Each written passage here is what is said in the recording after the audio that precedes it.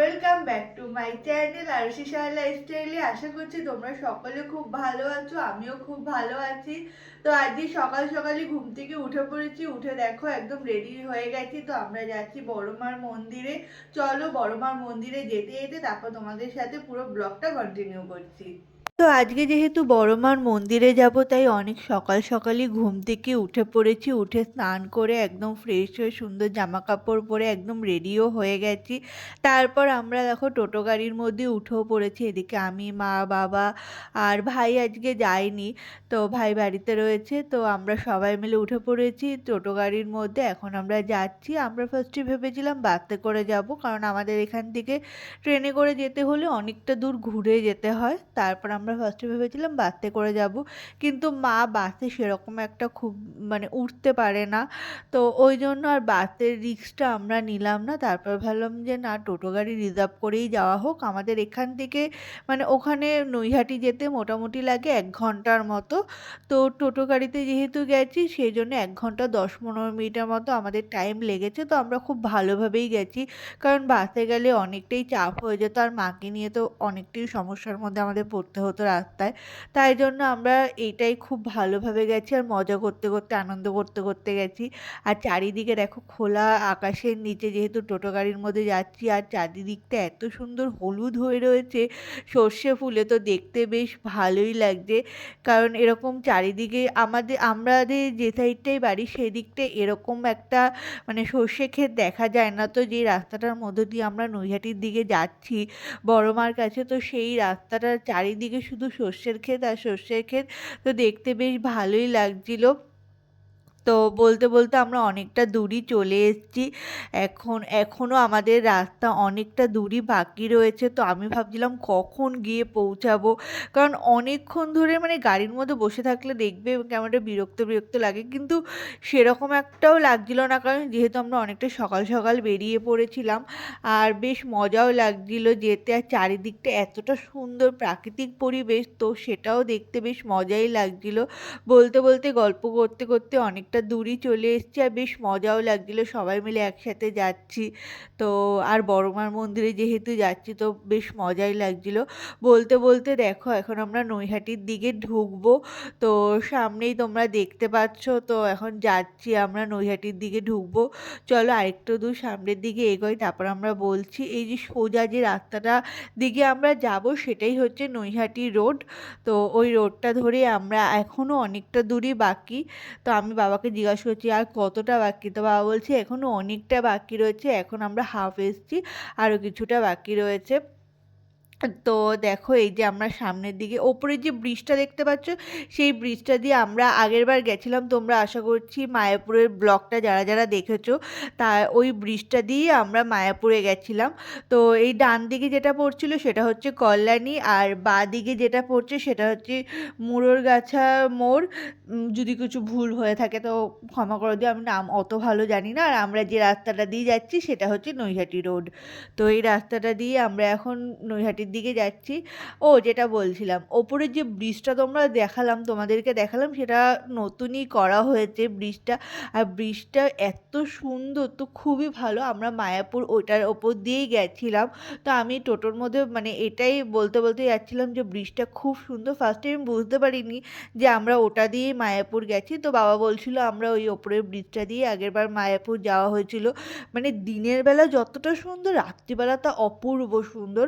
বেশ মজা লাগছিলো। যারা লং ড্রাইভ বেশি পছন্দ করো, মানে আমার মতো, আমারও লং ড্রাইভ দারুণ লাগে, মজা লাগে। তো যারা লং ড্রাইভ পছন্দ করো তাদের তো এরকম রাস্তা ব্যাপক লাগবে, ব্যাপক। তো খুবই সুন্দর ওই রাস্তার মধ্য দিয়ে। আর এইখানে এই অবসান ঘটিয়ে আমরা চলে এসেছি বড়মার কাছে, আর এখন আমরা লাইনে দাঁড়িয়েও পড়েছি।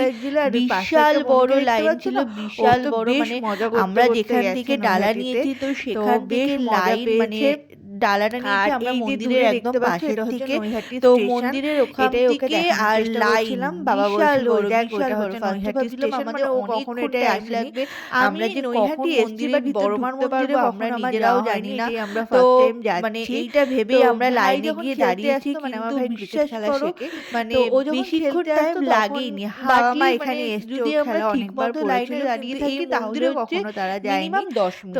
আর তো আমার 10 তো মিনিট আসাই আমরা হয়নি, লাইনে আমি ফার্স্ট দাঁড়িয়েছি টাইমই ঠিকঠাক যাচ্ছি। ভাবে, বলতে বলতে আমরা তো চলেও আর এসেছি। লাইনটা তোমরা দেখে দেখো নাও মন্দিরে কত বড় একদম লাইন, আর কাছাকাছি চলে এটা এসেছি। হচ্ছে আর আমার এখানে হাতে দেখো ডালা। অনেক তো ধরনের আমরা তোমরা এখান থেকে ফুলের ডালা দোকান নিয়ে দেখতে নিয়েছি, পারবে। তোমরা চাইলে তোমরা যদি বাড়ির চাও থেকেও এখান ডালা থেকেও নিয়ে তোমরা আসতে ফুল, পারো। মিষ্টি, তো ধূপকাঠি, এখান থেকে মোমবাতি আমরা ডালা নিয়ে সমস্ত নিয়েছি, কিছু আমরা কিনতে পারো। এতটাও আর ভালো না হলে জানতাম না তোমরা যে মন্দিরের মানে সামনে কোথা গিয়ে থেকে ডালা পেয়েও পাওয়া যায় যাচ্ছ বা কি সমস্ত দোকান। বিশ্ববিখ্যাত। ওখানে তো বাড়ি অনেক থেকে দোকান নিয়ে আছে, আসলে ওখান তোমরা থেকেও আরো তোমরা অনেক কিনে জিনিস নিতে নিতে পারো। পারবে, তো মানে যে এটাই বলে টাকা ওরা দিলাম। আর দেখো ডালাতে বলতে নেয়। বলতে আমরা সেটা চলেও যদি এসেছি তোমরা বাড়ি নৈহাটি থেকে নিয়ে আসো তো বড়মার মন্দিরের সামনে। আশা করছি তো তোমরা এখানে মানে অনেক অনেক জিনিস ধরনের জামা আনতে কাপড়েরও পারবে। দোকান আছে, আর অনেক এখানে কম ডালার দামেও দাম তোমরা জামা প্রচুর, কাপড় তো কিনতে পারো। সেজন্যই মানে তো আমাদের দেখতে পারো অতটা আইডিয়া এখানকার ছিল না কালেকশন বলে আমরা খুবই এটা বুঝতে সুন্দর। পারিনি। তো তো এখানে অনেকে তোমরা এখানে জামা যারা কাপড়ের লাইনে কালেকশনও দাঁড়িয়ে আছে দেখতে তারা পারো। অনেকে চলো বাড়ির এবার থেকেও মন্দিরের নিয়ে দিকে যাওয়া এসছে। যাক।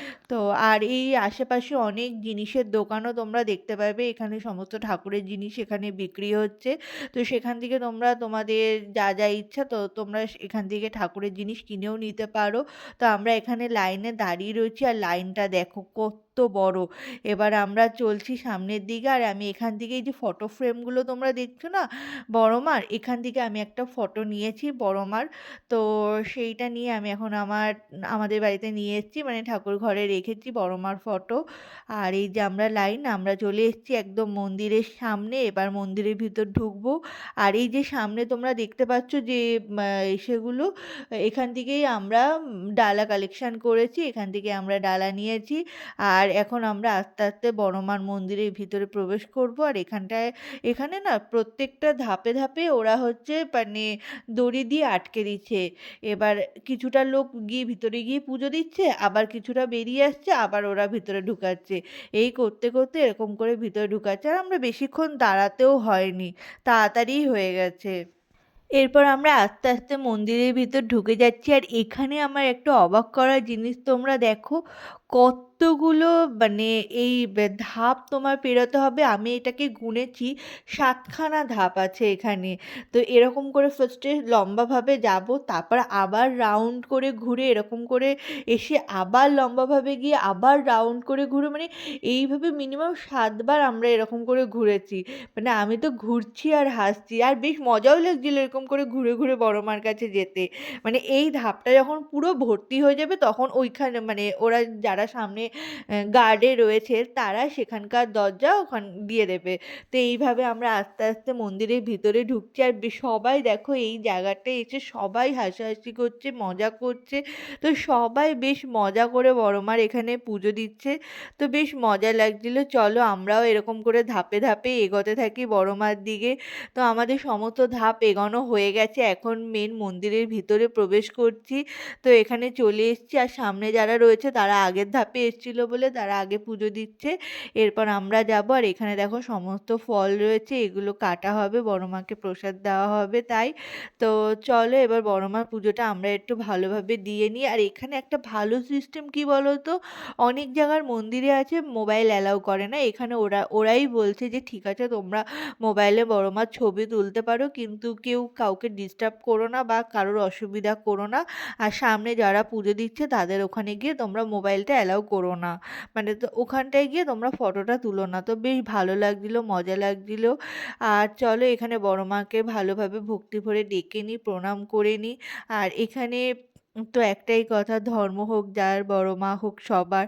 তো বড় মা সবার মঙ্গল করুক, ভালো রাখুক, এটাই কামনা করি। তো সবাই খুব ভালোভাবে থাকুক। তো চলো এবার বড় মার পুজোটা একটু ভালোভাবে দিয়ে নিই। আর আমরা যেহেতু সবার পিছনে রয়েছি, তো আমি কিছুতেই সামনে এগোতে পারছিলাম না। বাবা বলছিল ঠিক আছে থাক, পিছন দিকেই আমরা বড় মার পুজো দেবো। তো আমি অত তাড়াহুড়া করে হুড়মুড় করে এগোনোর চেষ্টাও করছিলাম না, আমরা পিছনেই সুন্দরভাবে দাঁড়িয়েছিলাম।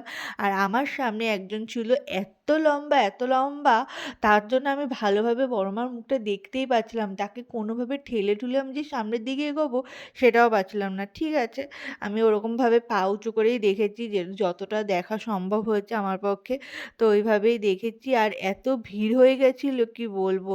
তারপর ওরাই আস্তে, আস্তে সবাইকে সরিয়ে দিল। তারপর আমি আস্তে, আস্তে একটু সামনের দিকে এগোতে পারলাম। এই যে দড়ি ধরেছে, এরপর আমরা দেখো সবাই মিলে চলে গেছি বড় মার ওখানে। তো পুজো দেওয়াও কমপ্লিট হয়ে গেছে। তো পুজো-টুজো দিয়ে চলে এসেছি পাশের একটা মন্দিরে। এই মন্দিরটা হচ্ছে ছোট মায়ের মন্দির। মানে উনারাই বলে থাকেন ওটা হচ্ছে বড় মা, এটা হচ্ছে ছোট মা। তো এই ছোট মার মন্দিরে আমরা চলে এসেছি সবাই মিলে। তো এখানে মাকেও একটু নমস্কার করে প্রণাম করে নিই। এটা হচ্ছে ব্রহ্মময়ী মায়ের মন্দির। আর এই মন্দিরের কিছু অলৌকিক ঘটনা আছে, সেগুলো এখানকার মানুষের কাছ থেকে শুনে নিই। তারাপীঠে যা আছে, তারাপীঠে যা আছে এখানে তাই আছে। এবং তাই নয়, তারাপীঠের বামা খাতা যে বসে যে মন্দির বলে না, কিন্তু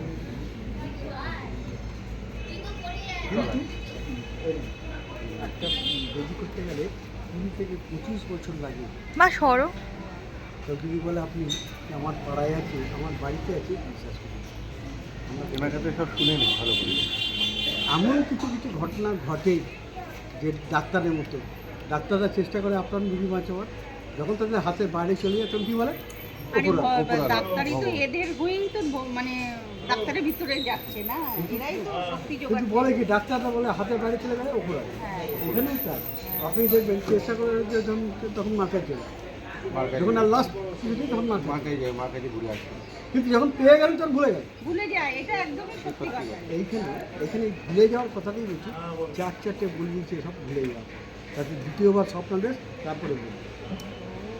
কি হয়েছে আমি বুঝলাম না, একবার বলো। হ্যাঁ, এখানে অনেকেই মানুষ করে তো, আমাদের এখানে মানুষ করতে কোনো পয়সা লাগে না, আপনার যা সংসার করতে এরপর কথা হচ্ছে মানুষ করলেই যে আপনাকে পাঠা দিতে হবে এর কোনো নিয়ম নেই, বা সোনা দিতে হবে এর কোনো নিয়ম নেই, সোনার চোখ তো যা ক্ষমতা আর কি, হ্যাঁ, হ্যাঁ। কিন্তু লোকেরা যখন পায় তখন চলিয়ে ভাবে না কোথেকে পেলাম, কীভাবে এলো, যেটা ভুলে হওয়ার যায় তো, এটা ভুলে যায়, এটা মানে মানুষেরই। সেইটাই 1 বছর 2 বছর দেখে নেবে, তৃতীয় বছর আপনাকে মনে করে দেবে। এবং সেটা মনে করি দেখে রাখুন, তোমার মানুষ পূর্ণ হয়েছে, তুমি তোমার কর্তব্য করে যাও, বলবে না পুজো দিয়ে যাও, কর্তব্য করে যাও, কারণ এটা মনে করে দেবে, মনে করে দেবে। এবং শুধু তাই না, এখানে একটা কথা আছে না, গিয়ে ধন দেখে মন কেড়ে নিতে কত, ঠিক তাই আপনার 2 বছর আপনাকে দেখে নেওয়া হলো, খুব জোর 3 বছর, তার বেশি এক সময় নেই, আবার কেড়ে নেবে, তবে আস্তে আস্তে শুনে মানে যেটা মানত করবে মোটামুটি তুমি এসে সেটা একটু দিয়ে যাও মাকে। আপনাকে বলছি কি আপনি দেখা করে যান, 2 টাকা বাতাসা বা 2টো সন্দেশ, মা চাই না আপনার কাছে সোনা দানা খায়। আরও একটা কথা বলি আপনাকে, জানি না, মাকে জিভ দেবেন না, মাকে চোখ দেবেন না, শোনা আপনার পয়সা আছে আমি জানি,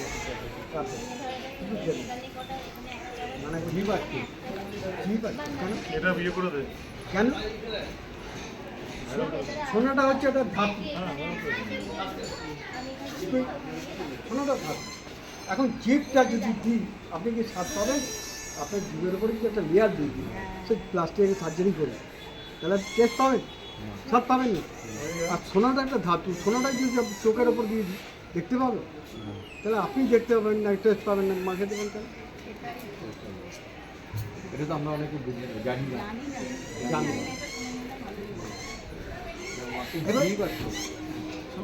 এবার আরও একটা কথা, আপনাদের আমাদের এখানে দিতে হয় আলতা, সিঁদুর এবং একটা চাল, দোহায় একটা ফুল দেয়, চালির ওপরে একটা ফুল দেয়, ফুলের ওপরে আলতা সিঁদুর দেয়। অনেকেই বলে না আলতা সিঁদুর নেবো না, কেন নেবো না বলাটাই অনেক,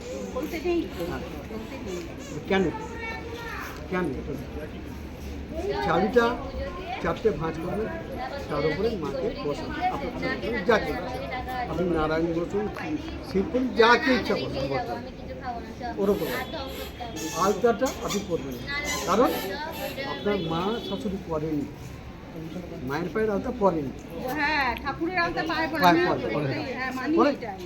সিঁদুরটা পরা যায়, হ্যাঁ সিঁদুরটা পরা সিঁদুরটা পরে, আমাদের এখানে তা না, আপনারা নিলেন সিঁদুরটা পরলেন, আলতাটা শনিবার মঙ্গলবার থেকে মায়ের পায়ে ঠাকুরই যখন আছে, মা লক্ষ্মী, সরস্বতী, দুর্গা, কালী এগুলো থেকে শনিবার মঙ্গলবার একটু করে পায়ে ছয়। এবার যখন এটা কমে এলো আলতাটা, তখন কী করবে, যেখানে জোয়ার ভাটা খেলে অর্থাৎ নদী গঙ্গা, যেখানে জোয়ার ভাটা খেলে সেখানে দিয়ে দিল আবার একটা নতুন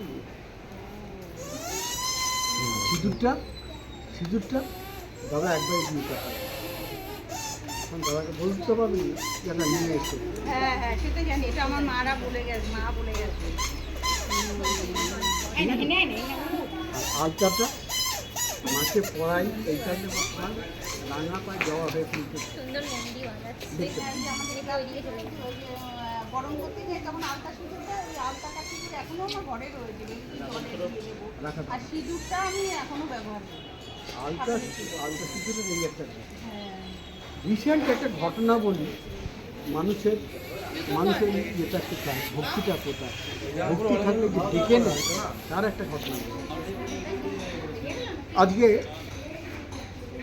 রবিবার হচ্ছে, রবি সোম মঙ্গল বুধ আজকে কি বার? বৃহস্পতি, তাহলে 4 দিন। রবি সোম মঙ্গল বুধ বৃহস্পতি 5 দিন আছে।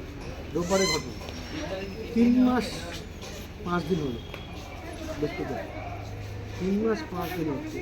এক ভদ্রলোকের বাড়িতে দমদম, ভদ্রলোকের বাড়ির দমদম, তার 4টে মেয়ে, 4টে মেয়ের মধ্যে বড় মেয়ে হেলথ ডিপার্টমেন্টে চাকরি পেয়েছে, 7 মাস হয়ে গেছে ওখানে চাকরি করে। এখন এই হোয়াটসঅ্যাপ দেখে কি আর মায়ের মন ভরে, বাবার মন ভরে? চলো দেখে আসি মেয়ে কেমন আছে না আছে, অনেকদিন হয়ে মোটা ভালো লাগে, চল হয়ে যাবে। আজকাল দিনে ঠিক করি দিনের মধ্যে চিন্তা করি নিয়ে, এবারে গিয়ে দেখলেন না মেয়ে খুব ভালো জায়গাতেই আছে, হেলথ ডিপার্টমেন্টে কাজ করছে এবং নামও কিনে নিই 7 মাস। এরপরে মা বলে যাক 3 দিন রইলাম তোর এখানে, এবারে আসাম থেকে ডাইরেক্ট শিয়ালদা থেকে নেবে নৈহাটি নামবো, দমদমে আর নামবো না। সেখানে না, আগে বড় মার পুজো দেবো, ছোটো মায়ের পুজো, তারপরে ফের দেখবো দমদম, সেই তাই হোক। এইবার যখন আসামে ঢুকছে স্টেশনে একটা ট্রেন বেরিয়ে গেছে সামনে, তখন যা হয় এই তোমার জন্য দেরি হলো, ওর জন্য দেরি হলো, মানে আর একটু 5 মিনিট আগে এলে আগে ভালো তো, এরকম চিন্তা পেয়ে যেতাম, হ্যাঁ পেয়ে যেতাম, এরকম নানা আশ্বাস করছে। পাশ থেকে 2-3 জন মহিলা এবং ভদ্রলোক সেটাই আমি বললো, এটা আপনাদের আফসোস করতে গেলে আপনারা ঠিক দিনে অফিসে চলে যান সামনে। এখন 3 মেল আছে, যে ট্রেনটা আপনার দার্জিলিংয়ে নিউ জলপাইগুড়িতে নামবে 8টা 5, তাড়াতাড়ি করবেন 8টা 5-এ দার্জিলিং মেল ছাড়বে শিয়ালদা। এইবার হচ্ছে খেলা, যখন তারা ট্রেনে উঠলেন রিল্যাক্সে করে, যখন নিউ জলপাইগুড়ি নামছে তখন দেখছে অলরেডি সিগন্যাল হয়ে গেছে, ঢুকছে তখন দার্জিলিং মেল সিগন্যাল হয়ে গেছে। সেখান থেকে 4 নম্বর 1 নম্বরে এসে যখন ট্রেনে রিল্যাক্সে বসলো, তখন 8টা 13 ট্রেনটা ছাড়লো, ঠিক আছে 8টা 13 ট্রেনটা ছাড়লো। যে ট্রেনটা দক্ষিণেশ্বরায় যাওয়ার কথা, সেই ট্রেনটা সেদিকে গেল কোথায়, নৈহাটি হয়ে নৈহাটি স্টপ হচ্ছিল। মা টেনে নিয়ে গেল, আমি তর্কের খাতিরে ধরে নিলাম যে কষান পাইনি, গাড়ি আটকে দেয়। কিন্তু যে ট্রেনটা ছেড়ে দিল সে ট্রেনটা মা রাস্তায় ট্রেনটা ঘুরে যায়, মাই নিয়ে এসছে।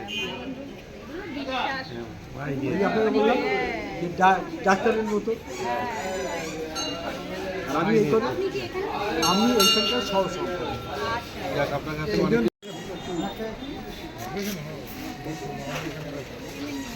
গল্প শুনতে আসছে।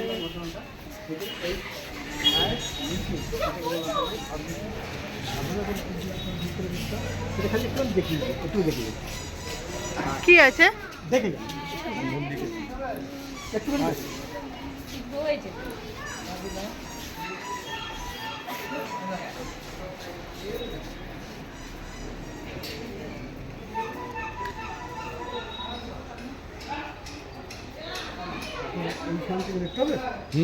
দেখতে পাচ্ছেন ছোট্ট একটা মূর্তি, ওটা হচ্ছে তারা। ওটা হচ্ছে তাল, ওই ছোট্ট ওটা, তাল। ওই ছোট। ওই হ্যাঁ ওই বাউন্ডারির মধ্যেই রয়েছে ইয়েতে দেখে নিন। হ্যাঁ এইটা পর এইটাতে ভালো দেখতে হবে। হ্যাঁ দাঁড়ান ওটা ওই ওই মন্দিরের ওটা নিচে এই দেখে নিন, তোমাকে দেখাও দেখুন। ওমা দেখো, এই যে এই বাক্স এইটার ভিতরে হ্যাঁ যেটা, এইটা এইটা এইটা এই যে হুম। আর একটু এগিয়ে দেখাতে পারি কিন্তু ছুঁয়ে ফেলে মুশকিল হয়ে যাবে। না থাক। আমি খুঁজে হ্যাঁ ছুঁয়ে ফেলে মুশকিল হয়ে যাবে। তোমার একটু জায়গা করে দাও। এই ব্রহ্মকালী মায়ের মন্দির এত জাগ্রত, মানে কি বলবো, এখানে স্বয়ং বামাখ্যাপা এসে তপস্যা করেছিলেন। যে ঘরটা আমি তোমাদের নিচে যে দেখালাম, সেখানেও একটা কালী মূর্তি রয়েছে ছোট্ট। তো তোমাদেরকে আমি জুম করে দেখিয়েছি, তোমরা কতটা ভালো বুঝতে পেরেছো আমি জানি না। তো ওইখানেই বসে স্বয়ং বামাখ্যাপা তপস্যা করেছিলেন। সেটাই উনি আমাদেরকে সকলকে বোঝালেন। ওনার কথাটা তোমরা যদি ভালোভাবে মন দিয়ে শোনো, তাহলে তোমরা এই মন্দির সম্পর্কে অনেক অজানা কথা জানতে পারবে। তো আশা করছি তোমাদের এই মন্দির সম্পর্কে যে সমস্ত কথাগুলো আমি তোমাদেরকে জানালাম, তোমাদের সকলের খুব ভালো লেগেছে। তারপরেই আমরা ওই মন্দির থেকে চলে এসেছি বাইরে গঙ্গার ঘাটে। তো এখানে গঙ্গা জল, আমরা গঙ্গা জল লাগবে না, কারণ আমরা মায়াপুর থেকে গঙ্গা জল নিয়ে এসেছি। তো আমাদের সাথে যে দাদাটা গেছিল সে এখানে একটু গঙ্গা জল নেবে বলছিল। তারপর এখান থেকে গঙ্গা জল নিয়েও নিয়েছে, আর আমি একটু আশেপাশটা একটু ভালোভাবে ঘুরে দেখছিলাম। তো বেশ ভালো লাগছিল। আর যেহেতু শীতকাল, তো সেহেতু রোদের সামনে দাঁড়াতে বেশ মজাই লাগছিল। কিন্তু এখানে না প্রচুর গরম লাগছিল, এত রোদের তাপ কি বলবো সত্যি। তারপর একটু সানগ্লাসটা বের করে পরে নিয়ে কয়েকটা ভালো ভালো একটু ছবি পোজ দিয়ে ছবিও তুলে নিয়েছি। তো তারপর দেখো দূরে তোমরা লঞ্চও দেখতে পাচ্ছ, ওখানে যাচ্ছে। তো বেশ মজা লাগছিল, ভালো লাগছিল। চারিদিকটার পরিবেশ বেশ সুন্দর, তো নিস্তব্ধ নির্ঝুম, বেশ মজা লাগছে, ভালো লাগছে। তারপর এখানে কিছুটা সময় কাটিয়ে খিদেও পেয়ে গেছিলো সকালবেলা, যেহেতু মায়ের পুজো দেবো, তো কিছু খেয়েও আসা হয়নি, তাই বাবা বললো চল একটু কিছু খেয়ে নি। তারপর এখানে নিয়ে নিয়েছি হাতে দেখো গরম গরম কচুরি। তো কচুরি খেয়ে এরপর বেরিয়ে পড়েছি বাড়ির উদ্দেশ্যে যাওয়ার জন্য। আবার সেই দেখো সর্ষের ক্ষেত, সে তার মধ্যে দিয়ে রাস্তা। তো আমরা এখন বাড়ির দিকে যাচ্ছি। চলো আজকের মতো এখানেই, টাটা বাই বাই।